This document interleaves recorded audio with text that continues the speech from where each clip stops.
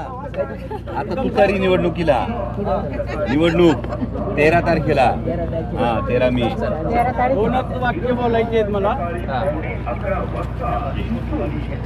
बोला.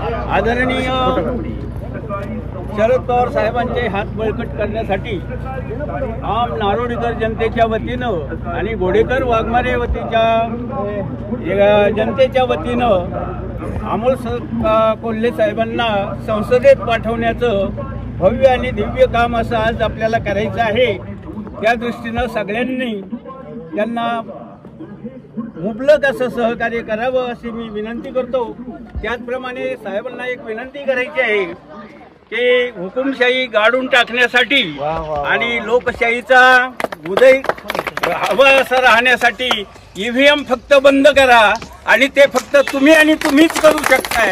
बाकी कोणालाही शक्य नाही. भारतामध्ये कोणालाही शक्य नाही. तेव्हा आपण ते करावं असे मी आमच्या नारोडीकर जनतेच्या वतीनं आपल्याला विनंती करतो.